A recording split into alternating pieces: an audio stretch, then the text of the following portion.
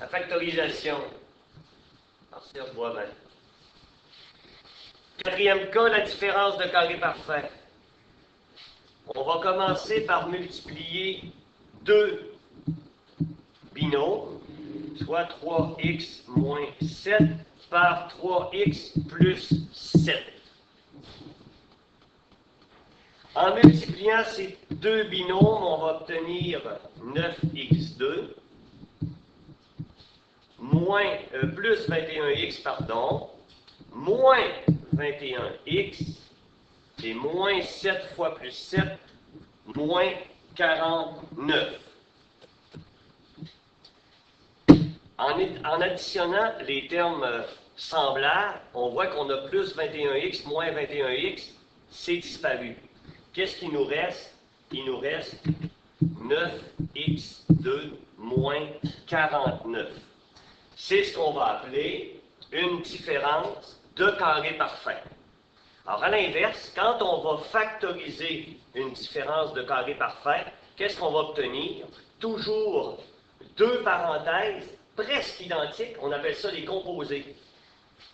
Donc, 3x moins 7 par 3x plus 7. Donc, toujours la même parenthèse, les mêmes coefficients, les mêmes variables, sauf qu'il y en a une plus, une moins. Fait que si je mets mon tableau magique et je vous demandais de factoriser ou de reconnaître ce cas de factorisation-là, on dirait, est-ce qu'on peut faire une mise en évidence simple? Non. Est-ce qu'on peut faire une mise en évidence double? Non. Est-ce que c'est un trinôme? Non. Le seul cas que je peux reconnaître, est-ce qu'on a affaire à une différence? Oui, parce que c'est un moins. Et est-ce que les termes de chaque côté sont des carrés parfaits? 9x2, c'est un carré parfait, et 49, c'est un carré parfait.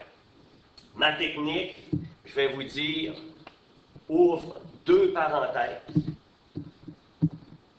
Toujours une plus, toujours une moins. La première peut être la moins, la deuxième la plus, c'est pas grave. Et vous allez extraire la racine carrée des deux termes. Donc, racine carrée de 9x, 3x. Racine carrée de 49, 7. Donc, même chose ici, 3x, 7. Et là, vous allez avoir 3x plus 7, 3x moins 7. À ne pas confondre différence de carré parfait avec trinôme carré parfait. Parce que dans un trinôme carré parfait, il faut que les deux parenthèses aient le même signe. On va faire un deuxième exemple.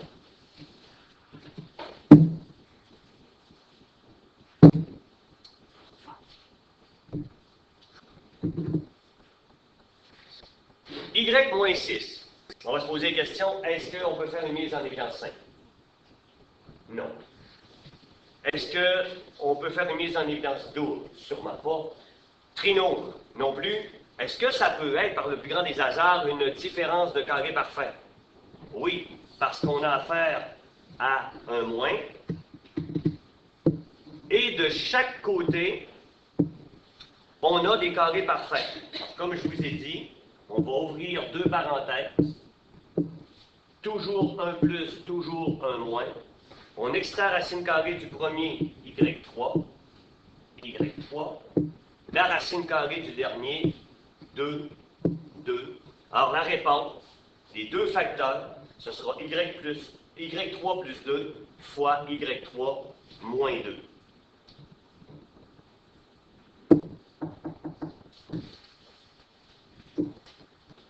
L'exemple numéro 3, 50A2 moins 8.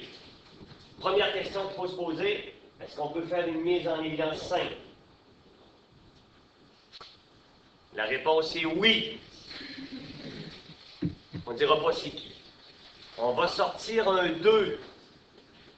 Qu'est-ce qui va nous rester si on sort un 2? 25A2 moins 4.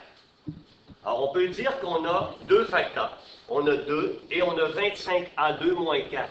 Mais, est-ce qu'on peut encore factoriser? Oui. Parce que à 25A2 moins 4, on peut faire une différence de carré parfait. On ouvre donc deux parenthèses, une plus, une moins. La racine carrée de 25A2, ce sera 5A, 5A.